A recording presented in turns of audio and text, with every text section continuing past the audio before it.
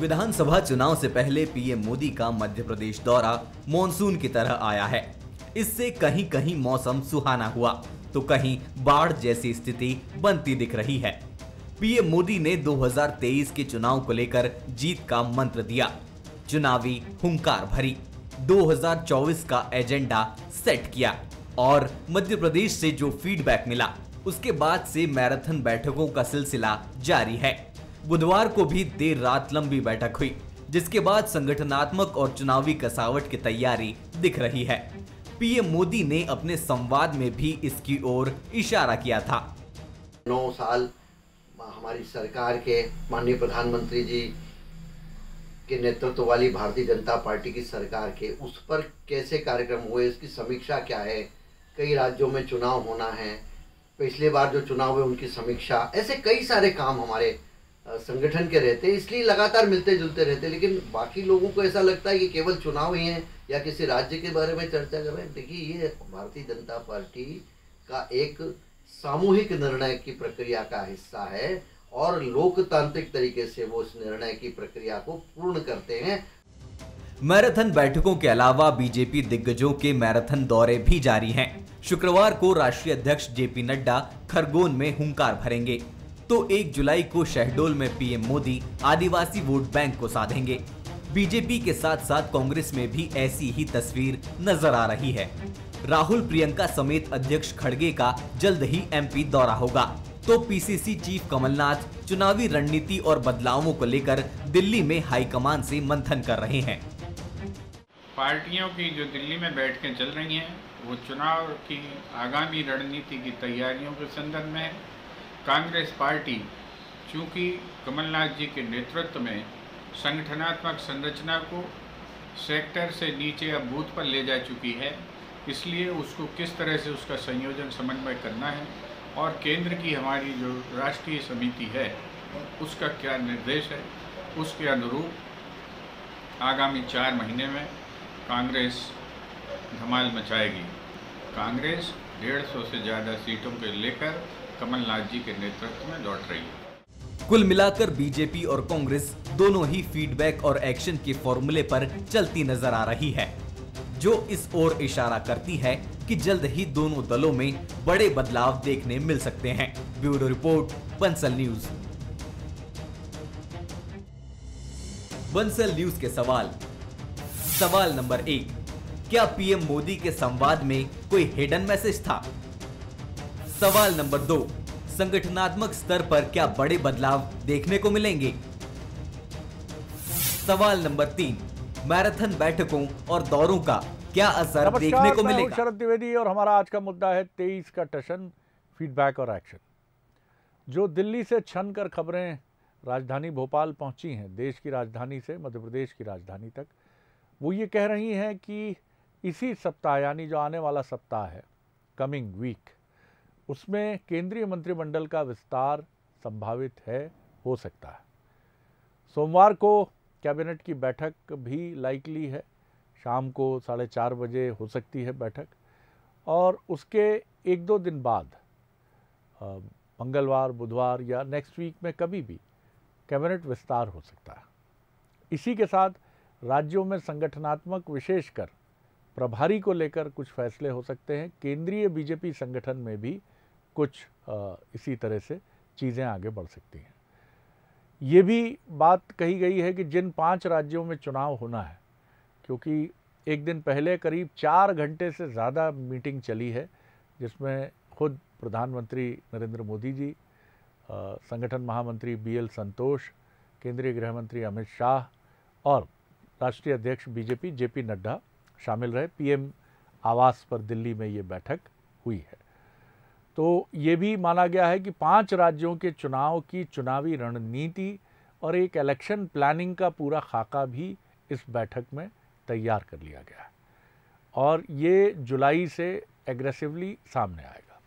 Contrary Congress Delhi में बैठ रही है। आपने देखा कि एक दिन पहले दिल्ली में छत्तीसगढ़ के टॉप लीडर्स के साथ जो बैठकें हुई हैं, उसका एक नतीजा ये देखने को मिला कि छत्तीसगढ़ में एक बड़ा फैसला हुआ और TS सिंहदेव डिप्टी CM बनाए गए। अब माना जा रहा है कि कुछ यही फार्मूला राजस्थान में भी अप्लाई किया जा सकता है और वहाँ सचिन पायलट को इस तरह की जिम्मेदारी दी जा सकती है। यानी दोनों ही पार्टियां, प्रियंका जी आ चुकी हैं जबलपुर और अब ग्वालियर आने की तैयारी है। यानी कुल मिलाकर अब दोनों ही पार्टियां इलेक्शन को ज़मीन पर ले जाने के लिए अपने बड़े नेताओं के साथ, बड़े फैसलों के साथ, टशन के साथ, एक्शन के साथ जुट गई हैं। आज इसी पर हम बात करेंगे। जो मेहमान हमारे साथ हैं, मिलिए, अवनीश भार्गव हैं, वरिष्ठ कांग्रेस नेता, हमारे साथ रहेंगे। अवनीश जी, बहुत स्वागत है। पंकज चतुर्वेदी जी हैं, बीजेपी प्रवक्ता, लेखक, मोटिवेशनल स्पीकर। जल्दी उनकी किताब भी आने वाली है जिसका कवर तो हमने देखा है, उसके लिए उनको शुभकामनाएं। मनोज सैनी जी हैं, एग्जीक्यूटिव एडिटर, वो जुड़ रहे हैं। विदिशा के रास्ते कहीं रुके हैं। एक पत्रकार की ज़िंदगी में साहब आप यही चमक दमक देखते हैं, हेलीकॉप्टर में बैठा है, उतरा है, वहीं अटक मत जाया करिए। वो चमक दमक नहीं है। कई बार तो बड़ी मुसीबत होती है कि राजनेताओं की भाग दौड़ भरी ज़िंदगी के साथ हमें भी कदम ताल मिलाकर कहीं छूट गए, भीड़ में, कार्यकर्ताओं के नारों के बीच में खो गए कहीं। मनोज जी, बताइए मुझे ज़रा कि ये जो एक्शन अब शुरू हुआ है प्राइम मिनिस्टर के दौरे के साथ, अब और चीज़ें हैं। दिल्ली में एक दिन पहले बड़ी ज़बरदस्त बैठक हुई है और इस बैठक में कई महत्वपूर्ण निर्णय लिए गए। केंद्रीय मंत्रिमंडल अब लाइकली है संगठनात्मक तौर पर केंद्रीय बीजेपी में भी और राज्यों में प्रभारी स्तर पर कुछ फैसले की अपेक्षा की जा रही है। कैसे ओवरऑल दोनों पार्टी, डिप्टी सीएम बन गए टीएस सिंहदेव जी? जी देखिए, एक और बैठक होने वाली है कांग्रेस की 12 और 13 जुलाई को। ये विपक्ष की बैठक होगी जो पहले शिमला में होने वाली थी। ये बड़ी खबर अभी तत्काल की आपको खबर दे रहा हूँ, और अब ये बेंगलुरु में होगी। जहाँ तक है बैठकों का दौर जारी है। भारतीय जनता पार्टी के वरिष्ठ नेता और देश के प्रधानमंत्री जब राजधानी भोपाल पहुँचे तो उन्होंने बात ही बात में बहुत बातों की तरफ इशारा किया जिसे शायद राजनेता भी समझ रहे होंगे और राजनीतिक हलकों में चर्चाएं भी चलती रहती है। करीब 4.5 घंटे की ये बैठक हुई प्रधानमंत्री आवास पर।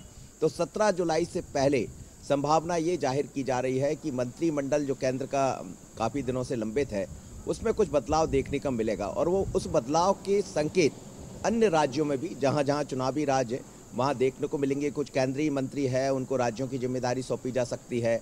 इसके अलावा कुछ प्रदेश के जो मंत्री है उनको संगठन में जगह दी जा सकती है, जो जानकारी है बंसल न्यूज के पास।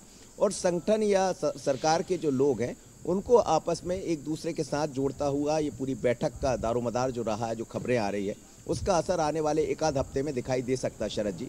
और ये चुनावी वर्ष है, दोनों ही दल ये चाहेंगे कि जितना बेहतर हो सके, कहीं समन्वय की ज़रूरत है तो समन्वय बिठाएं, किसी केंद्रीय नेता की यदि किसी राज्य में बहुत बेहतर ज़रूरत पड़ती है तो उसको लेकर जाएं। तो ये सब चीज़ें दिखाई देगी, लेकिन इसका असर इस बार मध्य प्रदेश पर भी होगा। हो सकता है कि यहाँ के कुछ मंत्री केंद्र में नजर आए, संगठन में भूमिका निभाते नजर आए, कुछ जो केंद्र में जिम्मेदारी निभा रहे हैं वो प्रदेश में किसी अन्य जिम्मेदारी के साथ नजर आए। तो अब दोनों पार्टियों की अपनी तैयारियां हैं, चाहे भारतीय जनता पार्टी हो या कांग्रेस। छत्तीसगढ़ में जरूर कुछ बदलाव हुआ है, तो थोड़ा बहुत यहाँ कांग्रेस के संगठन में भी ऐसी चर्चा है कि एक आध नई जिम्मेदारी देखने को मिल सकती है और भारतीय जनता पार्टी के भीतर। जी भार्गव साहब, मैं आपकी तरफ आता हूँ। दिल्ली में बैठकें चल रही हैं, कमलनाथ जी भी 2 दिन से दिल्ली में हैं, और जो खबर दिल्ली से आ रही है वो यही है कि मिशन एकजुटता कांग्रेस का यही स्लोगन है दिल्ली में। और छत्तीसगढ़ में जिस तरह टीएस सिंहदेव साहब को डिप्टी सीएम बनाया गया है, मध्य प्रदेश के लिए जो खबर है वो ये है कि कोई भी नेतृत्व को लेकर बातचीत नहीं होगी और कमलनाथ जी के नेतृत्व में पार्टी इलेक्शन में जा रही है। ये बात सब अपने जहन में रखें और पूरी ताकत से मैदान में उतरें, और ये विषय कम से कम अब चुनाव जब तक संपन्न नहीं हो जाते हैं चर्चा का विषय ना बने। तो अच्छी बात है अगर ये खबरें बिल्कुल दुरुस्त हैं, ठीक हैं, और इस तरह से जिस तरह लग भी रहा है कि कांग्रेस सोच रही है कि अब कहीं मत भिन्नता की बातें सार्वजनिक तौर पर तो बिल्कुल सामने नहीं आनी चाहिए। जी देखिए शरद जी, आपका कहना बिल्कुल सही है कि मध्य प्रदेश में कांग्रेस का निर्णय बिल्कुल एकदम साफ है, हाईकमान का निर्णय साफ है कि हमारे नेता आदरणीय कमलनाथ जी के नेतृत्व में 2023 का चुनाव लड़ा जाएगा और उसमें किसी भी तरीके का किंतु परंतु नहीं। पूरे नेता एक मत हैं, सब चाहते हैं। मध्य प्रदेश की जनता में भी जिस तरीके का फीडबैक मिल रहा है, जिस तरीके की उनकी सरकार को गिराया गया, वोट की सरकार को नोट के द्वारा, तो साफ तौर पे दिखा जा रहा है कि आदरणीय कमलनाथ जी हमारे 2023 के मुख्यमंत्री होंगे। इसमें कोई भी संदेह न जनता को है, न कांग्रेस के कार्यकर्ताओं को, न हाईकमान के नेताओं को। इसमें किसी तरीका किंतु परंतु नहीं है। निश्चित तौर पे भारतीय जनता पार्टी में हुआ पे की स्थिति है कि वो शिवराज जी के नेतृत्व में लड़ेंगे, बीडी शर्मा अध्यक्ष रहेंगे नहीं रहेंगे। बहुत बड़ा परिवर्तन 2018 में मध्य प्रदेश की जनता ने किया था, वो परिवर्तन जो किया था, मध्य प्रदेश के मुख्यमंत्री को हटाया था जनता ने और आदरणीय कमलनाथ जी के नेतृत्व में मध्य प्रदेश में कांग्रेस की सरकार बनी थी। जिस तरीके से 2-1.5 साल बाद जो घटनाक्रम बदला है, उसके बाद जनता में भी एक आक्रोश है और जनता चाहती है यहाँ परिवर्तन, और मुद्दे भी तय हैं। यहाँ महंगाई, भ्रष्टाचार, बेरोजगारी और परिवर्तन, ये सब बड़े मुद्दे, इनको मुद्दे भी तय हैं, नेता भी तय है और लक्ष्य भी तय है कि 150 के ऊपर कांग्रेस पार्टी को लेके जाना। ये कार्यकर्ता भी नीचे ज़मीनी स्तर पे तैयार है, हमारे मध्य प्रदेश के नेता भी तैयार है, प्रभारी और AICC के जो ऑब्जर्वर हैं वो, और हमारे नेता आदरणीय मल्लिकार्जुन खड़गे जी, राहुल गांधी जी, श्रीमती प्रियंका गांधी जी, सभी लोग इस फोकस में लगे। और लगता है कि ये निर्णय जिस तरीके का चल रहा है, जिस तरीके का जनता का फीडबैक मिल रहा है, और जिस तरीके से दिल्ली में फीडबैक नरेंद्र मोदी जी को, अमित शाह जी को, JP नड्डा जी को मध्य प्रदेश को लेके मिल रहा है, तो उनको निश्चित तौर पे बैठ के करना चाहिए और निर्णय करना चाहिए यदि उसमें कुछ सुधार करना है तो। आपने कहा कि लोगों में आक्रोश था कथित रूप से जो सरकार गिरी, जो बाई इलेक्शन हुआ था उसमें उन्होंने वो आक्रोश नहीं दिखाया। आप कह रहे हैं कि मेन इलेक्शन के लिए रोका है आक्रोश अपना। देखिए शरद जी, मैं आपसे साफ तौर पे कह दूं, 28 जो उपचुनाव हुए थे जी, उसमें हम ग्वालियर चंबल की बात करेंगे तो यहाँ इमरती देवी भी हारी, रघुराज कंसाना भी हारे, मुन्ना लाल गोयल भी हारे, तमाम 7-8 लोग जो दिग्गज थे भारतीय जनता पार्टी जो गए थे कांग्रेस छोड़ के, वो सब हारे। और पूरे ग्वालियर चंबल में आक्रोश का माहौल था, लोगों ने स्वीकार नहीं किया। लेकिन सिंधिया जी के अलावा जो नेता थे जो गए थे, चाहे बिसाहू लाल सिंह हो या दूसरे लोग हो, उनमें कहीं ना कहीं वो जीते और थोड़े मार्जिन से भी ज़्यादा जीते। तो भारतीय जनता पार्टी ने सत्ता और साधन, चौधरी तो काफी बड़े मार्जिन, कई नेता बड़े मार्जिन से जीते। मैं आपसे बात कर रहा हूँ शरद जी, ग्वालियर चंबल डिवीजन के बाहर, जी, ग्वालियर चंबल डिवीजन जो सिंधिया जी का क्षेत्र कहलाता है जी, उसमें हार हुई भारतीय। बाकी बाहर के जो लोग हैं वो जीते वहाँ, उसकी वजह कुछ और भी होगी। सत्ता और साधन का जिस तरीके से दुरुपयोग हुआ, जिस तरीके से सत्ता पे मैं लौटूंगा इसी सवाल के होना साथ, और भी चाहते थे, कुछ भारतीय सवाल जनता होंगे पार्टी काबिज जी। होना चाहती, पंकज जी, उनके मंसूबे सफल हुए, इसमें कहीं ना कहीं समीक्षा की जरूरत है। आप किस तरह देखते हैं? दिल्ली में बैठक हुई है एक दिन पहले, आप भी जानते हैं, बड़ी मैराथन बैठक थी और केंद्रीय मंत्रिमंडल का विस्तार लाइकली है, संगठन स्तर पर, प्रभारी स्तर पर कुछ चीज़ें हैं, और 5 राज्यों के लिए जो इलेक्शन की रणनीति है उसके ड्राफ्ट को भी एक तरह से हम कह सकते हैं कि इस बैठक के माध्यम से स्वीकृति मिल गई। जी देखिए शरद जी, नियमित संवाद और बैठक और प्रवास, ये भारतीय जनता पार्टी की कार्यशैली का अविभाज्य अंग है। अवनी जी से मेरा बड़ा अनुराग है। ये बात अलग है कि उनकी विचारधारा अलग है, मैं अलग विचारधारा के साथ हूँ, पर अच्छे व्यक्ति हैं। और उन्होंने उपचुनावों की बात करी, तो ये बहुत साधारण सा आरोप है जो कांग्रेस पार्टी लगाती है। सर, ग्वालियर चंबल में 34 में से 26 सीटें कांग्रेस पार्टी जीती थी। क्यों जीती सब जानते हैं, सिंधिया जी के चेहरे पर चुनाव हुआ था, लोकसभा पिछला विधानसभा का चुनाव। और उसके बाद आज स्थिति यह है कि जिस कांग्रेस के पास 26 सीटें थी, अब 17 सीटें बराबर, 17 भाजपा, 17 भारतीय जनता पार्टी, 17 कांग्रेस पार्टी। यदि ग्वालियर चंबल की बात करें तो उसी ग्वालियर चंबल में महेंद्र सिंह सिसोदिया 55,000 वोटों से चुनाव जीते। 65% मत उनको कुल मतदान का मिला है। गोविंद राजपूत जी 50,000 वोटों से, तुलसी सिलावट जी 55,000 वोटों से, प्रभुराम चौधरी जी 62,000 की सबसे बड़ी जीत। तो मैं ग्वालियर चंबल का उल्लेख किया मित्र मैंने, नहीं ये सब ग्वालियर चंबल के बाहर है। जो 34 सीटें थी वो वहां भी जीती है। आपके पास 26 थी कांग्रेस के बाद, अब 17 बराबर हो गई, नुकसान हुआ। मेरा चरण इतना सा आग्रह है कि भारतीय जनता पार्टी समय काल परिस्थिति के अनुरूप बहुत सारे कार्य करती है। इसमें कोई संदेह नहीं कि आने वाले कुछ समय में 2 बड़े चुनाव है, 5 राज्यों के विधानसभा चुनाव, जिसमें हमारा मध्य प्रदेश भी सम्मिलित है, पड़ोस के छत्तीसगढ़, राजस्थान भी, लोकसभा चुनाव भी है। तो निश्चित तौर पर जब चुनाव आते हैं, लोकसभा और विधानसभाओं के बड़े 4-5 राज्यों के चुनाव, फिर लोकसभा चुनाव हो, तो कोई भी पार्टी जो होती है, कोई भी राजनीतिक व्यवस्था है, वो अपनी तैयारी करती है। भारतीय जनता पार्टी अपनी तैयारी कर रही है, पर हमारा मूल जो केंद्र है शरद जी, वो 2 बिंदुओं पर है। पहला विकास, दूसरा विकास की डिलीवरी, और तीसरा जो सबसे बड़ी विशेष चीज, जो इसकी विशेष, जो हमारी विशेषता और विशिष्टता दोनों है, वो है बूथ का, भारतीय जनता पार्टी का प्रबंधन। प्रधानमंत्री जी भोपाल आए तो उन्होंने भारतीय जनता पार्टी के 1 मिलियन 10 लाख से अधिक बूथ के कार्यकर्ताओं को संबोधित किया देश भर के, जिसमें मध्य प्रदेश के 64,100 बूथ भी थे, और मध्य प्रदेश की 64,100 बूथों का डिजिटल काम हो चुका है। ये मध्य प्रदेश की अभिनव योजना के लिए हमारे प्रदेश अध्यक्ष वीडी शर्मा जी साधुवाद के पात्र हैं।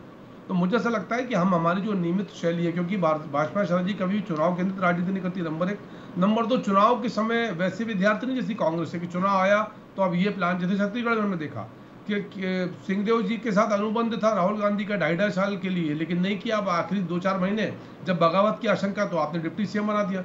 सचिन पायलट की जितनी बेइज्जती अशोक गहलोत जी ने करी, किसी और ने नहीं करी। नालायक, नाकारा, निकम्मा ओपनली कहा, सब कुछ हटा दिया कि आप चुनाव के समय आप एडजस्टमेंट कर रहे हैं। तो जो उहापोह की, असमंजस की स्थिति जो है वो कांग्रेस पार्टी में है और वह हैरान है। यहाँ कहा जा रहा है कि कमलनाथ जी के नेतृत्व में चुनाव लड़ा जाएगा। जेपी अग्रवाल जी प्रभारी कहते हैं कि हमारे यहाँ ये संस्कृति नहीं है, पहले मेजोरिटी आंदो फिर तय करेंगे। यही स्वर नेता प्रतिपक्ष के, यही स्वर अरुण यादव जी के, यही स्वर अजय सिंह जी के, तमाम सारे नेता। और उस पर सज्जन सिंह वर्मा जी का फिर कटाक्ष आता है नेता प्रतिपक्ष के लिए कि उनको कौन सा चुना गया था, सीनियर थे, बना दिया।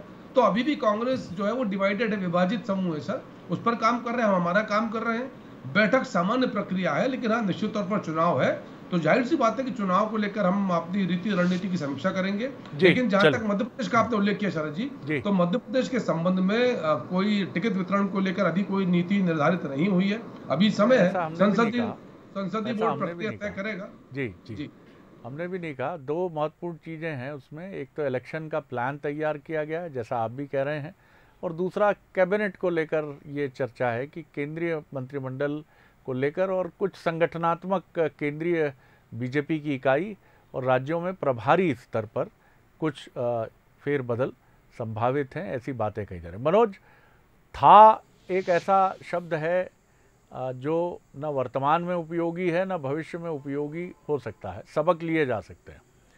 था कांग्रेस के लिए भी महत्वपूर्ण है कि, लेकिन इतना ही महत्वपूर्ण है कि ऐसा था, और बीजेपी के लिए भी यही बात है कि ऐसा था। अब दोनों पार्टियों को इस ताता थैया था में नहीं करना चाहिए। एक दिन पहले भी हमारी बात कुछ इसी तरह से हुई थी। अब आपको अपनी फ्यूचरिस्टिक अप्रोच के साथ सामने आना चाहिए और वर्तमान में उसको ज़मीन पर उतारना चाहिए। कितनी सीटें मिली बीजेपी को उपचुनाव में, ये था है। क्यों नहीं उस समय कांग्रेस को समर्थन मिला, था, ये भी था है। क्या क्या कारण थे जो सरकार गिरी, ये भी था है। दिग्विजय सिंह जी के समय क्या हुआ था कांग्रेस में, ये भी था है। तो इस था से निकलकर आगे बढ़ने की तैयारी क्या अब आपको मैदान पर उतरती दिख रही है? देखिए, कहते भी हैं कि भूली ताही विशारी दे, आगे की सुधी ले। तो मुझे लगता है दोनों ही दल को ये सुधी लेने की ज़रूरत है। और जब बंसल न्यूज़ तो लगातार फील्ड में भी बना हुआ है, आम जनता से बात भी करता है, नेताओं से बात भी करता है, और प्रधानमंत्री जब आते हैं तो उसको भी दिखाता है। तो हमें लगता है कि दोनों दल इसको गंभीरता से ले रहे हैं शरद जी। और बीते 10-15 दिनों के भीतर जो परिवर्तन देखने को मिला, आप देखिए कांग्रेस ने भी बहुत बड़ा निर्णय लिया। यदि कांग्रेस की बैठक होती है और छत्तीसगढ़ में टी.एस. सिंहदेव को सिर्फ चुनाव के ठीक पहले उप मुख्यमंत्री बना दिया जाता है, या जैसी राजस्थान में सचिन पायलट को लेकर चर्चा है कि उनको भी एक नई जिम्मेदारी सौंपी जा सकती है, मध्य प्रदेश को लेकर भी ये कहा जा रहा है कि किन्हीं और नेताओं को कुछ अच्छी जिम्मेदारी दी जा सकती है, जैसी लगातार बैठकों का दौर चल रहा है। लेकिन था बिल्कुल भूलना पड़ेगा दोनों ही दलों को, और शायद भूलने का प्रयास भी किया जा रहा है। लेकिन राजनीतिक स्तर पर या हम जमीनी स्तर पर जब देखते हैं तो दोनों को बहुत मेहनत करने की ज़रूरत पड़ेगी। जो बूथ की बात है, बूथ मैनेजमेंट की बात है, जो प्रधानमंत्री ने इशारा किया कि हमें सिर्फ एक चीज़ पहचानना है, कमल का निशान, बाकी चीज़ें आप पहचानेंगे तो फिर उलझ जाएंगे। तो हमें लगता है भारतीय जनता पार्टी तो इस रणनीति पर बढ़ चली है, और कांग्रेस के यहाँ भी बहुत क्लियर है। मध्य प्रदेश में तो कमलनाथ ही चेहरा है, उनके चेहरे पर साथ बढ़ना। लेकिन जो जानकारी आ रही सर जी, कुछ और लोगों को कुछ दूसरे तरह से जिम्मेदारी दी जा सकती है, और जमीनी स्तर पर दोनों दलों की तरफ से कहा गया है कि अब कम से कम जमीन पर आ जाइए, जमीन की बात कीजिए। आप इम्पोर्टेंट बात कर रहे हैं, बिल्कुल आपने साफ इशारा किया है कि जो दोनों ही दलों में एक महत्वपूर्ण पोजीशनिंग है, क्योंकि अब और किसी परिवर्तन की अपेक्षा बिल्कुल नहीं है, और दोनों ही सेनापति बहुत ताकत के साथ और बहुत मजबूती से आगे बढ़ रहे हैं। शिवराज जी बीजेपी के लिए, कमलनाथ जी कांग्रेस के लिए।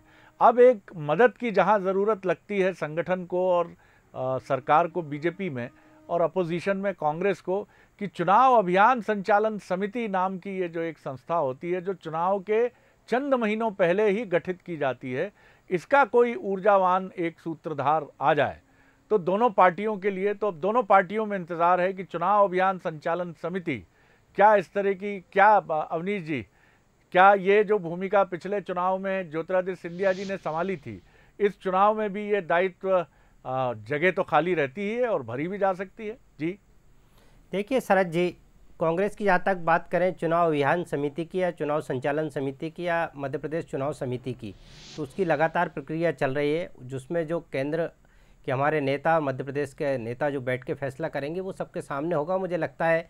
लेकिन दो बातों का मैं जवाब पंकज जी की देना चाहता हूँ। उनने कहा है कि सिंधिया जी के कारण हम 26 सीटें ग्वालियर चंबल में जीते 34 में से, लेकिन 2003, 2008 और 2013 में भी ज्योतिराज सिंधिया जी ने ही टिकट दिए थे और वहाँ की रणनीति भी ग्वालियर चंबल की वही बनाते थे, मुख्यतः वही वहाँ के नेता थे। और यहाँ तक लंबे मार्जिन की बात करते हैं आपके ग्वालियर चंबल के बाहर, चाहे तुलसी सिलावट जी की, इन बातों का भी मैं जवाब देना चाहता हूँ। निश्चित तौर पे वहाँ इन नेताओं पे आश्रित हो गए थे। 3 महीने या 4 महीने के अंदर चुनाव हुए तो वो संगठन का ढांचा हमारा खड़ा नहीं हो पाया था।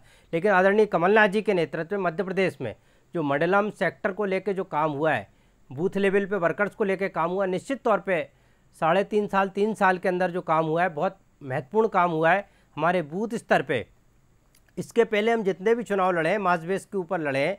पंकज जी को अभी 2-3 साल ही हुए हैं भारतीय जनता पार्टी में, वो भी जानते हैं अच्छी तरीके से कांग्रेस की नीति और रणनीति, बहुत लंबा समय उनने कांग्रेस में गुजारा है।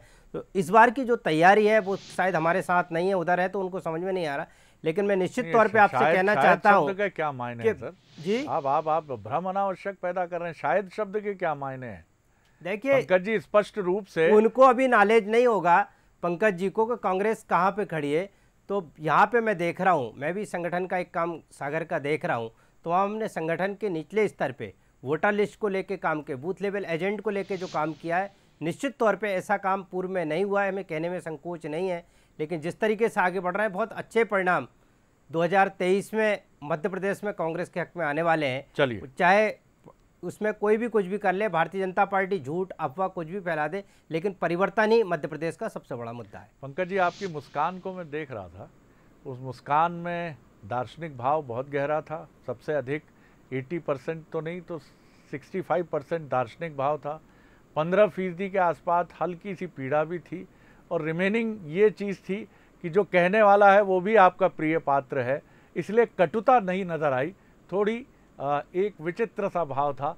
इन सारी चीज़ों को तो मैं देख पाया। क्या जवाब देंगे आप अवनीश जी की बात का? देखिए, अवनीश जी कांग्रेस पक्ष से बैठे हैं, तो अवनीश जी का धर्म है कमलनाथ जी और कांग्रेस पार्टी की बातचीत करना और ये स्थापित करने का प्रयास करना कि उनका दल, उनकी बात सर्वश्रेष्ठ है।